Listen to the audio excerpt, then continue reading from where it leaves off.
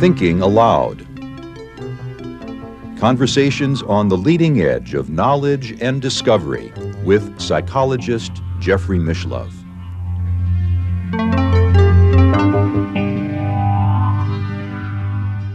Hello and welcome. I'm Jeffrey Mishlove. Our topic today is poltergeist agents. That is, individuals who are responsible for recurring, spontaneous psychokinetic phenomena.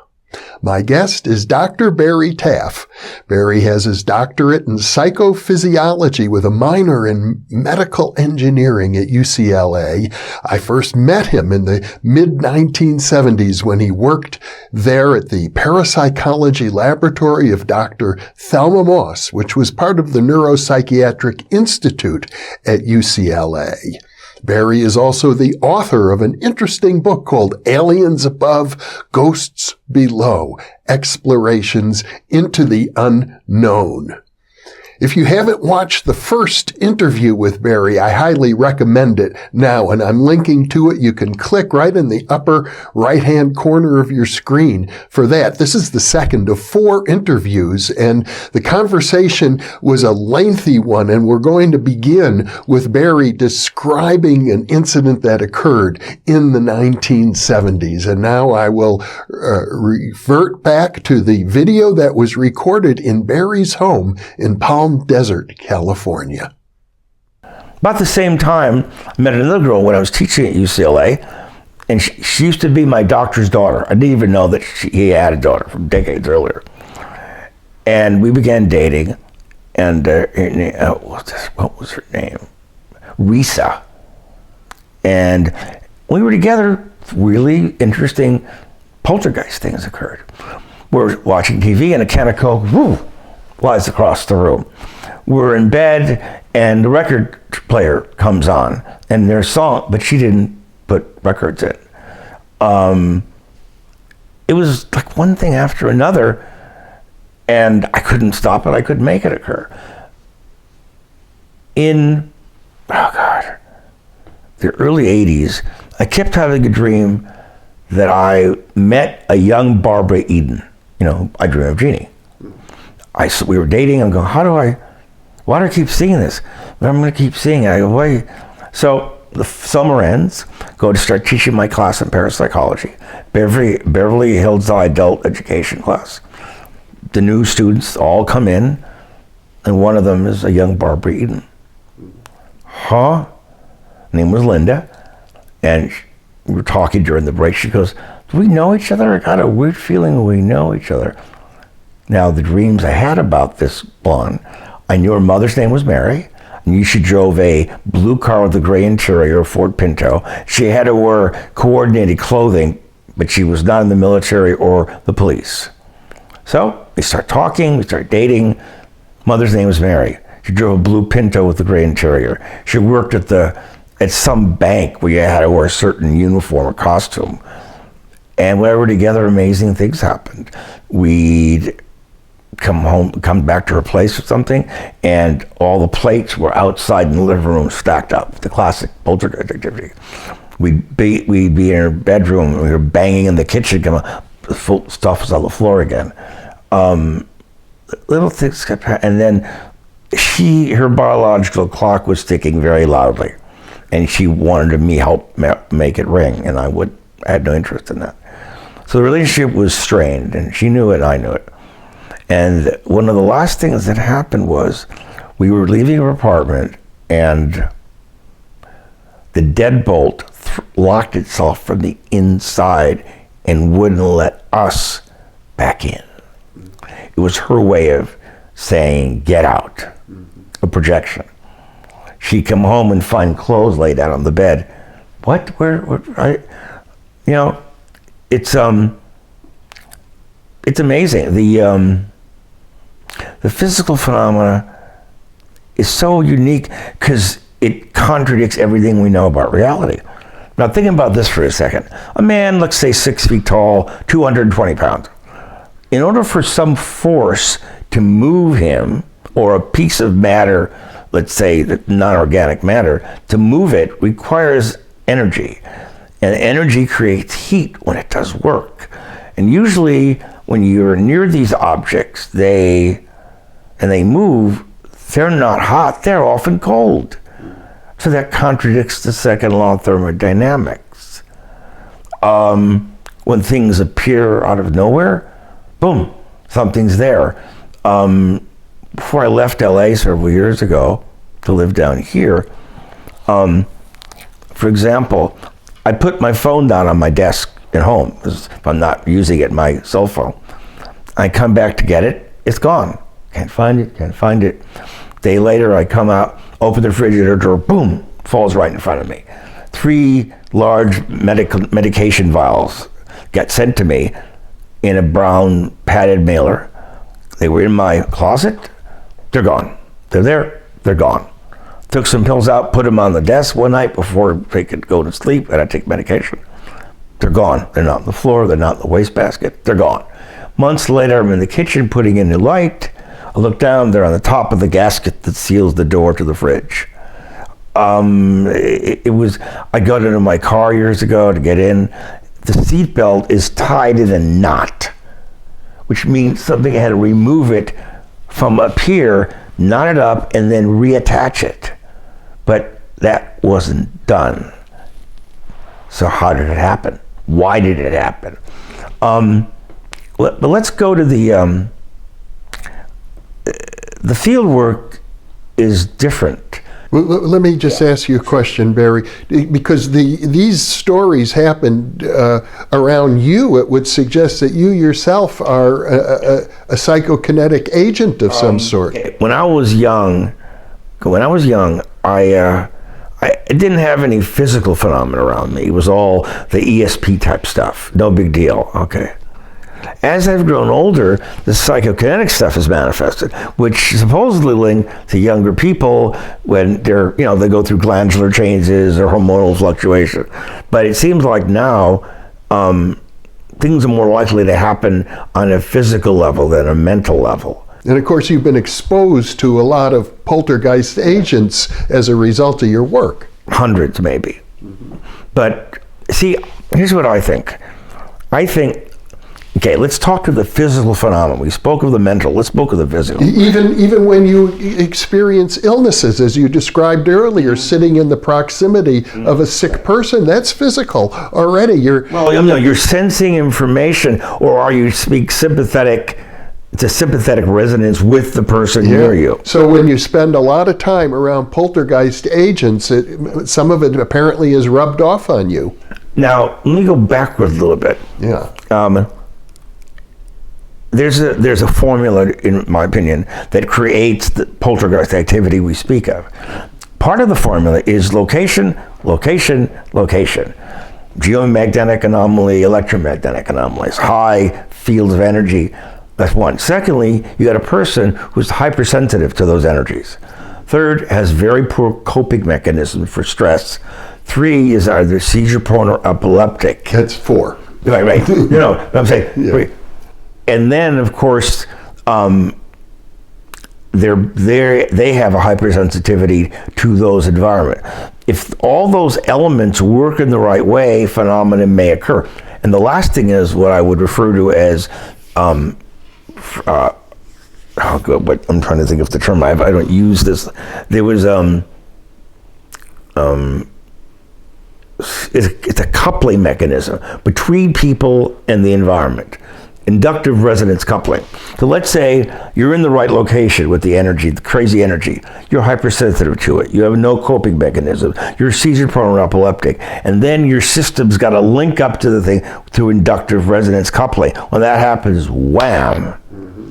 Wow, look at all this stuff going on.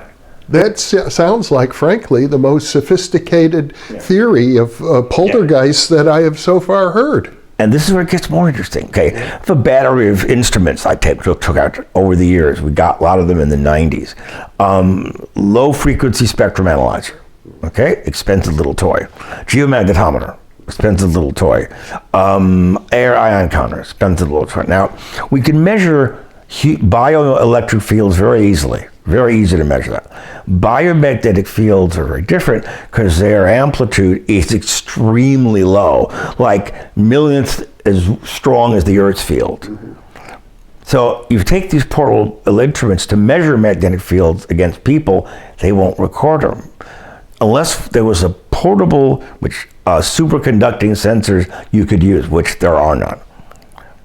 But if you take our instruments and put them up to a poltergeist agent, you're able to see and record their magnetic energy because they're putting out thousands of times more power than the average person. What a coincidence. And we ask a lot of questions on investigation. The form I fill out is anywhere from 4 to 12 pages long, depending on the people.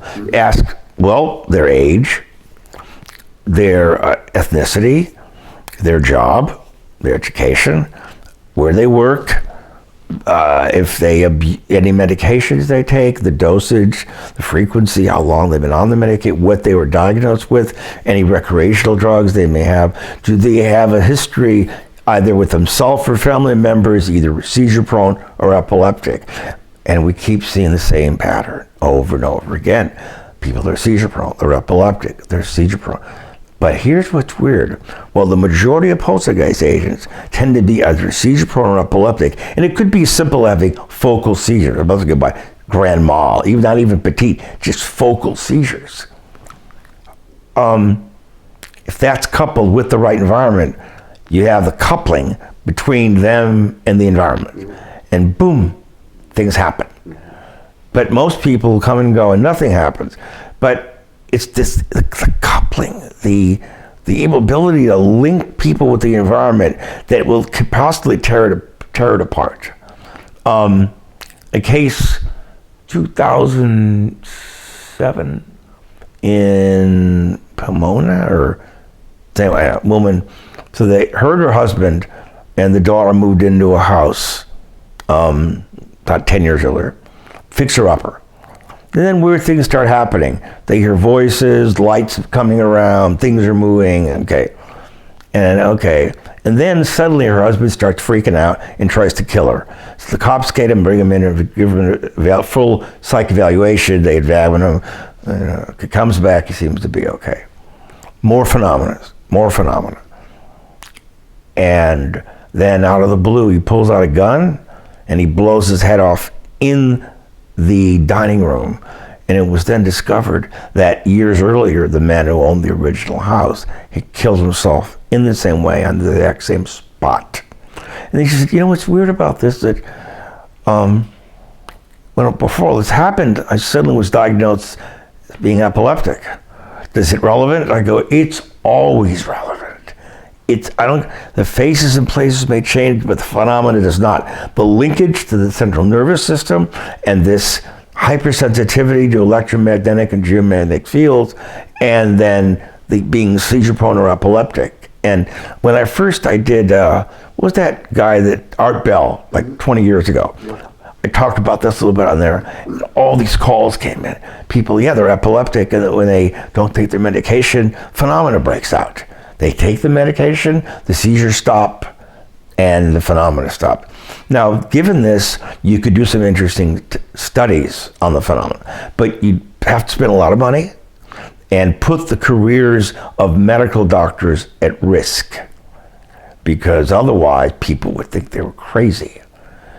Yeah, you do functional MRIs, do PET scans on them, MEGs on them, EEGs on them, do a battery of other tests. I'd be willing to bet you'd see certain patterns in the nervous system. Now, while almost all the poltergeist agents appear to be seizure prone or epileptic, most people who are seizure prone or epileptic are not poltergeist agents, which means that in the middle, there's a missing or unknown variable. That being, we don't know. Well, you've talked about coupling with the environment. Inductive resonance coupling. Yeah. But it could be that they have no coping mechanism for the stress, and the result between that and the environment happens. But the number of times with me, I've been holding things like medication, and suddenly my hand would get really like numb, like really cold, and the stuff would fall out of my hand and gone. Where'd it go? Nowhere. There's nowhere for it to go. Still happens to me, not regularly. I thought, where is it? Dematerialization. It's always a cold tingling sensation. But see this, but now we take it on, let's go to a case which shows the psychodynamics of these phenomena. 1974, the lab is up and running. My old colleague, Kerry Gaynor, is in Hunter Books in Westwood, used to exist, and he's talking to a friend about the work he and I were doing, and the woman in the next aisle was Doris Bither with one of her friends, as the movie accurately depicted. So she overhears Kerry speaking to his friend, and she goes, oh, by the way, my house is haunted. Rather than talking to her in the middle of a store, let him get your name and number. Come out to visit her about a week later, Culver City, California, Braddock Drive.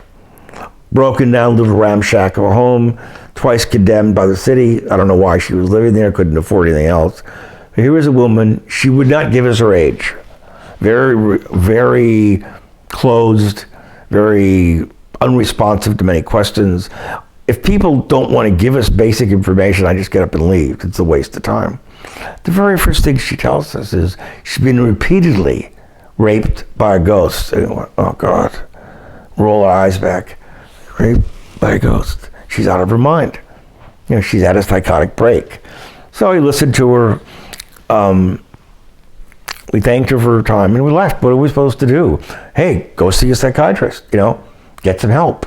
This is parapsychologists. We're not psychiatrists. A week later, she calls back. A neighbor and a friend had witnessed things around her. Okay, go back to her place, very hot.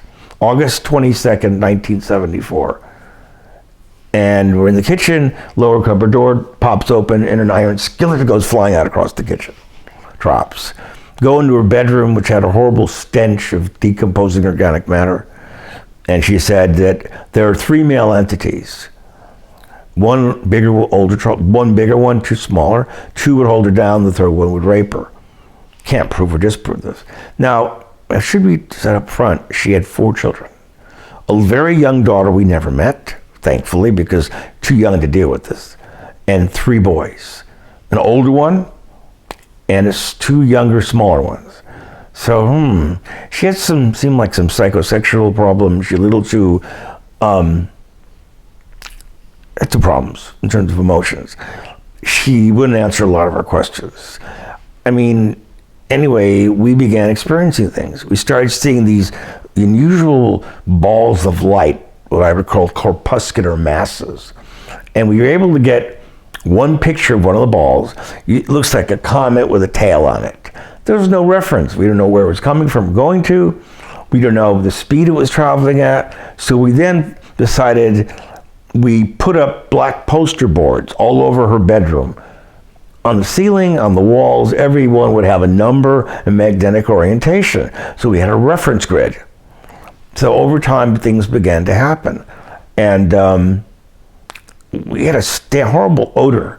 Brought a Hewlett-Packard sniffer. Could not determine where the source of the odor was. At one point, the fuse box was ripped out of the wall, thrown at her. One point, she was in her bedroom, and she said that the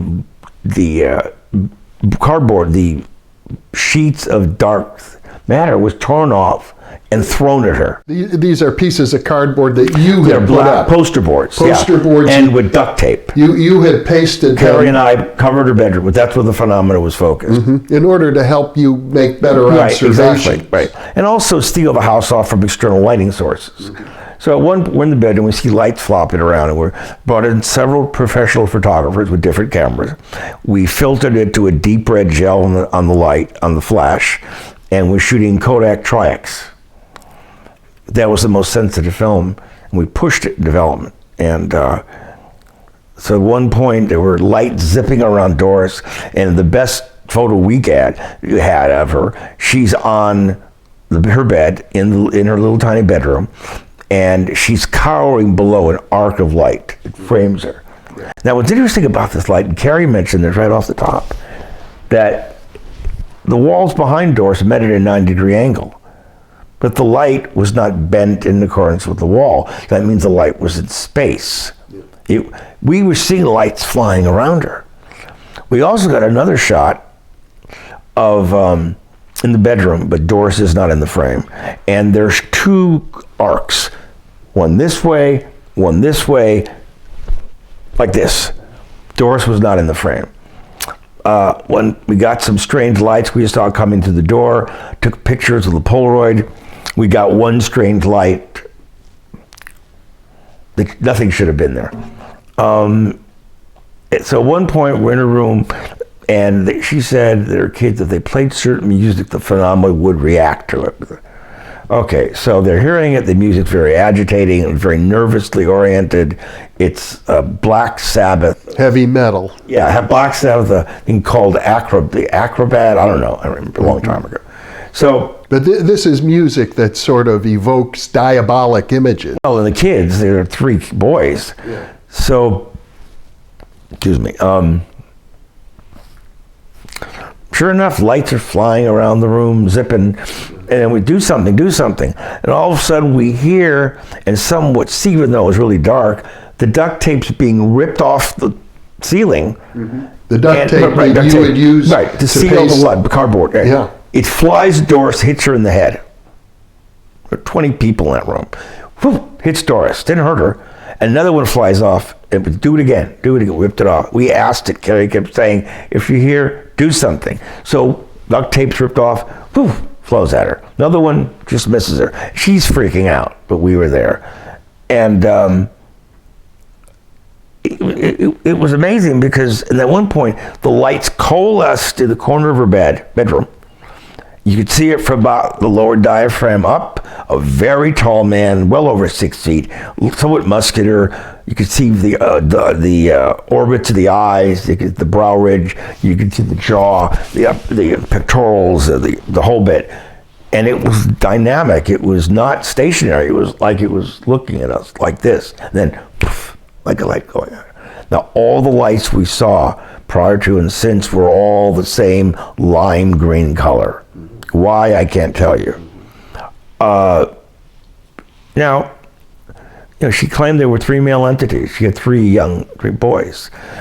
You don't have to be a psychoanalyst or a therapist to realize the psychodynamics that might be occurring here. Yeah. She was very overly, all her children, each was from a different man. And she walked around half naked most of the time with her kids home. And they just accepted this as normal. But it's got to affect them. Mm-hmm. So my guess is we were seeing the physical manifestation of Doris Bither overly active libido. Mm-hmm. And she wanted to have sex with her oldest kid. I seem to recall as well from your description that she also was often inebriated.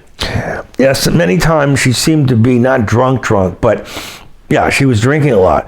And the one time where nothing really happened, she wasn't drinking. Dr. Moss came there once, and nothing much happened that night. But we did invoke Frank D. Felita, who I'd known from years earlier when he did the Stately Ghosts of England. We met him, and he came out and viewed some of the stuff, and with a friend who was a producer and a writer, and it was amazing. He was, and all with these strange lights zipping around. But the bottom line is, at one point we had about 20 people witnessing the same thing at the same time. So Kara and I said, don't talk about it, write it down. Write down what you saw, and we read it the same. So in reality, there's mass hysteria, but there's no such thing as a mass hallucination. If, let's say, there were 20 people there at one point, you'd think there'd be variation. If it was an image that's in their minds, what was occurring was not real. They would have variation but they all saw the same thing. So anyway, Doris finally moves, She drank, not a lot, but enough that you could know of it, could smell it a little bit. She finally is able to move. She got job after job. She moved from Culver City to Carson. And she had contacted Frank because he was interviewing her. He had wanted to write a book about the case, which was eventually called The Entity, which became a motion picture. So Frank found her. We went out there. and Carrie and I and others, and we're trying to make something happen, and a large vase flew across the room, missed all of us, hit the floor, and spilled the contents on the floor. We had an amplified microphone kept there, listening to what we're doing and saying, and you hear something moving towards it, like a footstep, another footstep, and then drag, footstep, like the mummy from the old Universal horror film, and then heavy breathing, like got right up to the mic and turned that machine off. So the question is, what did we record? Why could we not record what we saw? We saw this apparition, fire cameras, fire, boom, boom, boom, fire, fire, nothing. Yeah. We didn't see arcs framing Doris Bither. So what was going on? Again, if I had to make a bet, the bet would be that we were witnessing the psychokinetic manifestation of Doris's enraged and unfulfilled libido. Mm-hmm. And to me, that's more compelling than if it was the ghost. Because when you get down to the discarnate thing, you can't prove, you can't disprove it. There's always the what if. But before I reach the most outlandish thing, I want to deal with what we know and eliminate everything. The normal things, then you reach the paranormal, you eliminate boom, boom, boom, boom. And once you run out of the obvious, you go, we got a problem here. There's nothing else left. And now Doris died in, I believe, 1997 of supposedly cardiopulmonary arrest. They didn't know why her body decided to stop. She wasn't that much older than me, 8 or 9 years older than me, I think, but she wouldn't tell us. And you got 3 out of her 4 children. 1 is somewhat normal, for what I've heard. The others have serious drug and alcohol, substance abuse problem. I read an interview that one of her sons had with Javier Ortega, ghosttheory.com. I read the interview several times, and the one of that Doris's son must have contradicted himself 24 times as he was, say this, contradict it, say this, contradict. So what happened? And contradict this. Once you have that, you ignore what they're saying, because it's who cares? So that was an amazing case. But beyond that, a couple of years later, we had a case in the Hollywood Hills called the Hollymont Drive case. And we were up there one night, a student at UCLA came in the lab and he was freaking out. He'd been at a party the night before at a house. The address is 6221 Hollymont. It's a huge old home, been renovated recently. And things are flying around, banging noises. He said a woman was pinned against the wall by a thrown chair, and a kettle came off the stove and dumped water on her. So we've got to go to the house, talk to people. Go to the house, things start happening. Boom, one thing after another. Fires break out spontaneously. Power goes on and off spontaneously. We're standing in the foyer. There's a huge black iron chandelier. Lights go out for a second, they come back on. There's some kind of a thick towel wrapped around it. But it wasn't there. It was there. The doorbell wasn't connected. The doorbell would start ringing, but it wasn't connected. An object flew at me, flew at Carrie, my old colleague. It's on my website. It's called The Hollymont Haunting, As Good as It Gets. And we now know things we didn't know back then. 2 active earthquake faults intersect almost directly under that house. And there's a shallow river under the house. So you have very strong hydromagnetic and geomagnetic phenomena there. And we didn't have any instruments back in the mid-70s. They didn't exist. And Carrie and I got to live in the house for about 10 days when it was an escrow. And one point, I remember I'd made a glass of iced tea.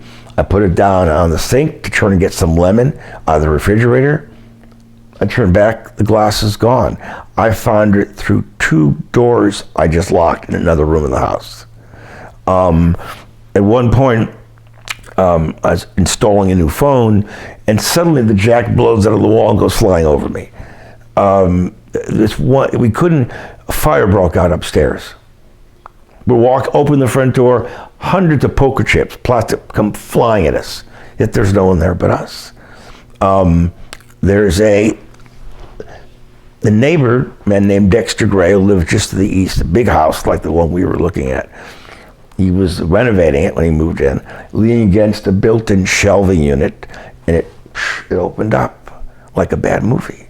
Goes down the steps, discover, there's a tunnel running under the hill, connecting the homes from Prohibition era. Oh. And he's exploring it, first alone, then with a neighbor and a friend, and they find a headstone in a grave. The name is Regina, 1922. Huh? Somebody was buried there? The house, we were last up there in 2008, and now we had instruments. Let's start with the best to work backwards. We're about to leave after a couple hours, and so I had a big Pelican case. I took my instruments in, and it was very perfect. We got there. I go to pick it up to put the instruments back in, and on the bottom of the case is carved a backwards R, a lazy R. Wait, the name of the woman down below is Regina. If in order to carve into the case, you would have needed a chisel and a hammer to start it. It was deeply carved. Well, who did it? And when? Instruments at some point started going nuts, and second story, big ball light came towards us, which Barry Conrad, my colleague at the time, captured. In the bathroom, we were taking pictures. One picture showed a perfect arc of colors, like a rainbow. Just the upstairs bathroom repeatedly caught fire. A bathroom catching fire. What? So the house had terrible water erosion damage, and it was old. It was renovated. It's been renovated, but it's kind of weird looking because they're a mixture of modern and old work, and it looks horrible. But we were in there in 2008, and then the current owner was a man named Abdi Manavi. Great guy, let us come in and run around the place, take pictures, and things happen, objects appearing, objects disappearing. And no obvious poltergeist agent. No, now in the original investigation in '76, we were all young. At one point, the news crew from KTTV, they had a thing of napkins fly at them. Then they had coasters fly at them. And at one point, Carrie and I are in this cupboard, and thousands of pennies are raining down. We're turning it out, and from nowhere, reporting the raining pennies. And then the news crew was freaking out. So they ran out of the house. And as they ran out, the news, Connie Fox was the journalist, and she's talking, and things had zipped by her. They ran out of the house down the Z-shaped stairwell. They ran out of the house. A big book, Dun and Bradstreet, comes flying over the house, flopping its pages, makes one turn, two turns, three turns, and drops at Connie's feet. And she never returned after that. The street light in front of the house during the daylight was blinking on and off, just in front of that house. That, to me, might be one of the most haunted locations I've ever visited. The question is it haunted because because the energy is there, which amplifies what happens with some people? But when we were there in 2008, it was really quiet compared to what it was in '76. But in '76, we were all in our 20s, raging hormones, different bodies, different brains. It's interesting, there were crews there from other new shows, and they couldn't take it in the house. They ran out. The house is still there. I don't know if anyone owns in it, if anyone moved in yet, but it's So it certainly is suggestive of the possibility of a discarnate agent. The most amazing thing I've ever experienced happened in 1992 in a case in, where was it? Oh, I forgot the area. Really great Hispanic family. wonderful people, the Ramirez, great people. And a lot of strange things happening there. They had a young, it was a multi-layer family, big house, 2-story home. And the son was named Nico, really nice young man. And really liked the people a lot. They were very normal, they were terrified. Banging things, moving around. Apparitions, Loomis anomalies, so we're there at one point. Now here's the strangest thing that's ever happened to me. Imagine the dining room. There was a large marble table, probably weighed 800 pounds. At some point it was just jumping up and down, like it weighed a feather, like a couple of micrograms, up and down. Then at times, that room would violently shake from no source. But rooms right next to it, there was no movement or sensation of shaking, which is impossible. The room's connected by floor, by ceiling. So if this room's shaking, you're gonna feel it there. Not as strongly, but the room's shaking and nothing's going on there. But that can't happen. Yes, it can. But how? How can you isolate if it'd be like shaking this table really hard and not expecting to see this thing move? Mm-hmm. Won't happen. Well, that could happen if it was a psychological phenomena. If you didn't have, it was you were seeing it in your mind. Yeah. But listen, the people in the other room could see us being moved. They saw everything shaking. Several people, multiple witnesses. Yeah, like 9 people would see it shaking, and yet nothing was happening to them. Were you making recordings? We did, but a lot of times the tapes would be screwed up. Beverly Conrad was with me there, other people were with me. Things happened in the kitchen, the stove kept pulling itself away from the wall, banging noises, and that case faded away as the child grew up. Well, it certainly suggests that reality itself is much more malleable than we realize. And then one of the latter cases I investigated was on Cielo Drive, a few doors down from where the Sharon Tate murders happened in 1969. And a friend of mine, whose voice reminds me of you, he brought me up there. He was hired to do publicity. A guy wanted him for a movie he made. So I've known Steve Rubin for decades. I met him actually, we were kids. I met him again where he was one of a publicity unit for the Entity movie back in 1981 when we shot it. And so he calls me, there's this weird case going on Cielo Drive in Benedict Canyon, not that far from where I lived at the time. We go up there, really eroded road, it's a private road, and whole new homes built there. We go in the guy's house, and instantly I started feeling dizzy and nauseous. I was gonna pass out. And we interviewed the guy, and the guy wouldn't answer any questions about his health, questions about medication, questions about drugs. We found that out later. And he moved in there a couple of years earlier. They built the house. The location has the most powerful geomagnetic field I've ever recorded. Sometimes over 100 times normal. Actually, it's over 1,000 times normal. And you'd go polarize. One part of the house would be positive fields, negative fields, and the amplitude would go up and down depending on the environment. I was there, I worked on and off there for more than a year. I got sick there 16 times, ended up in the ER. It tore me apart. My stomach, my neck, my joints. People who came in there had perfectly healthy people, no pre-existing conditions. They got sick when they were there. And one night we were filming there, and there was a news crew, and they had the truck on the street in front. The truck collapsed. The electronics all went dead. Call another truck, it stayed down below, worked better. But the case was incredible because the continuity of the data, the level of magnetism was so high, and 68% of the people that came there got ill. None of them knew about the environment before they arrived. And at one point, I'm standing next to this news guy, and suddenly our instrument full scale deflection, and we both almost passed out. Like, oh, what's going on? And like a door opening, like a door closing.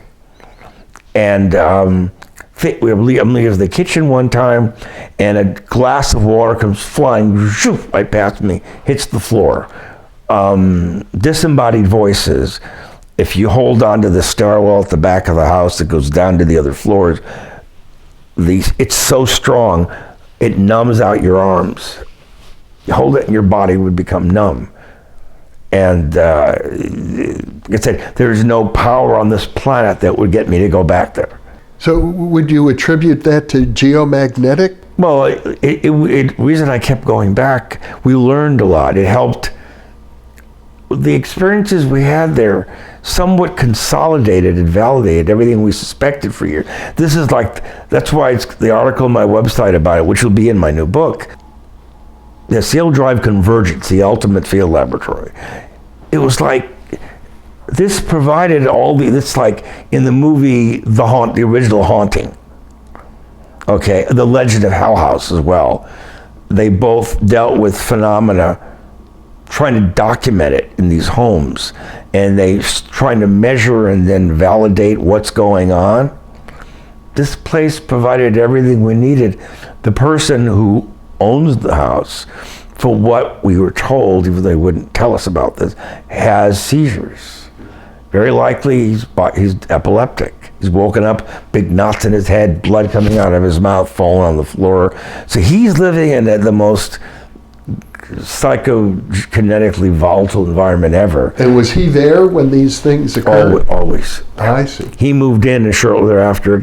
Now we're building the house. The magnetic fields were so strong they didn't know where to drill to put the stanchions in, the metal girders for the foundation. Now we're measuring these incredible magnetic fields. Now magnetic fields parallel the Earth, electric fields vertical. But because of all the iron pieces of the environment there, they're permeating or emitting magnetic fields in the wrong way. So instead of the field running this way, get magnetic fields running vertically, plus the electric field. And one time we had a storm coming in, lightning and thunder, and at one point one of our things jumped to 2 kilovolts per meter. That's it. I'm out of here, lock everything up and leave. The first night I was there, we go back to get some batteries for instruments, and we see this one case that had a soft top for cameras and stuff. The top was going like that. Like I said, it was an incident there in 2014, I believe, where a picture was taken. There was a woman there, and she seemed to be having a mild seizure. Very bad reaction. Another woman there who didn't even really knew her took a picture, and she saw nothing. But the picture shows these incredible energies wrapped around the woman's head. And I spent 2 days enhancing it, the photo, different frequency, wavelengths of light, and I think by accident, they may have captured the first optical analog to someone having a seizure in a high geomagnetic environment. It's an optical analog. And no matter how I analyze it, it gets stranger. And she started to shake like that and having a seizure. The case is so volatile that I was asked to go up there for one of Zach Baggin's show back in 2014. Nope. If you want, I'll be happy to, you can interview me somewhere else, my house, your hotel room, but I will not go back to that house. Mm-hmm. And wouldn't go back, and then they went there. And, I'm very skeptical of the things these shows say, because it's a show to entertain the public. It's not a show for science. It was an amazing case. But it was interesting. After that is when all hell started breaking out around me. The physical phenomena. This girl who came up to the house, a friend who I eventually went out with one, she said, "You want to spend the night here?" Or, No. Why? I'm afraid I might not wake up. What? I'm afraid I would die if I stayed here. it messed my body up so severely just being in that house. That's what she told you? No, that's what I told her. And I said there was no force or money that would make. If someone said to me, I'll buy you a 918 Porsche and pay for the first 10 years insurance and your gasoline if you stay here, I would say no, because I'll be dead. I can't use the car if I'm dead. Yeah. That was the greatest biotoxic environment I've ever been in, ever. What's interesting, we know that negative polarized magnetic fields are somewhat good for humans in the right way. Positive polarized fields can rip us apart. This place would jump back and forth, and it was amazing. Another case we had was 1989, the San Pedro case, and this learned a great deal from Jackie Hernandez. Barry Conrad and I went down there. Jeff Wheatcraft, a couple other people were there. Strange liquids dripping from the walls. We took sampled human blood plasma, things flying around. Barry caught some strange Loomis anomalies.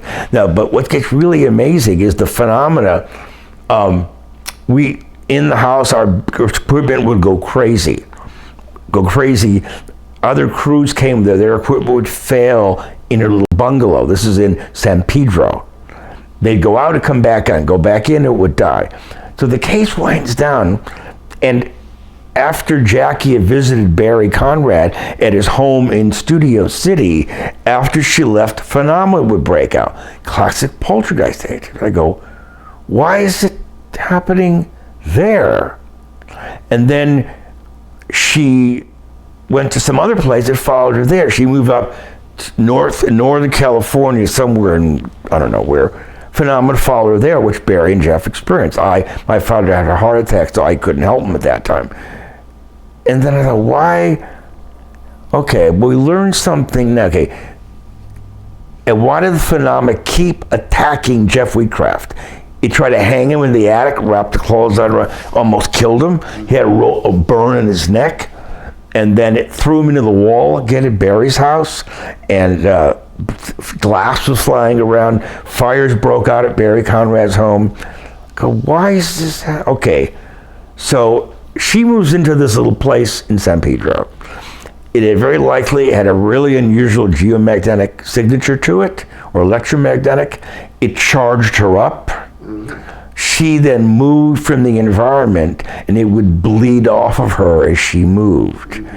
And then why did it keep attacking Jeff? She was attracted to Barry Conrad, which most women were. He looked like Elvis, tall, dark hair, blue eyes, very affable, friendly, helpful. And she liked him, and Jeff was always in the way. It kept attacking Jeff. I expressed this to her one of the shows I was on with her, and she said, I hated Jeff. Jeff was getting in my way with Barry. I said to the producer, this is a psychokinetic manifestation of Jackie's hatred of Jeff. It's what's attacking him. She's telling the ghost. I go, there's no ghost. It's Jackie's subconscious, it's monsters from the id. Yeah. Right out of Forbidden Planet. Then, after she visits, Barry phenomena breaks out. We didn't know why. Barry was having a brief, he'd invite her over, let her cook, whatever. He'd have sex with her, let her go, bring her back, other girls would come over, he'd have to kick her out. She was getting really pissed. That's when the phenomena broke out in Barry's homes. Again, we see it's an extension of her. Now, this is what I felt like a contagion. Let's say you're healthy. So you go to some friend's house, and a couple of them are sick, but you don't touch anything, you wear a mask. You go home, you get sick, you give it to your wife and your kids. That's a vectored pathogen. We know what that is. Mm-hmm. I think there's something identical. That the phenomena are contagious. Not as, energy, if you're susceptible to it, can alter you. Mm-hmm. You can carry this energy with you, it bleeds off. Unless it alters you in a way, you keep bleeding it off and bleeding it off. So you carry it, you deposit, and if enough mechanisms here to make it work, it responds. And why people say when you change halted environment to rebuild, things go nuts? Because the relationship of dielectrics to conductors has changed. Energy moves in a different way. and it react. But the San Pedro case, so this is what I call a psychovirus. And we've seen this since then in other cases. Yeah.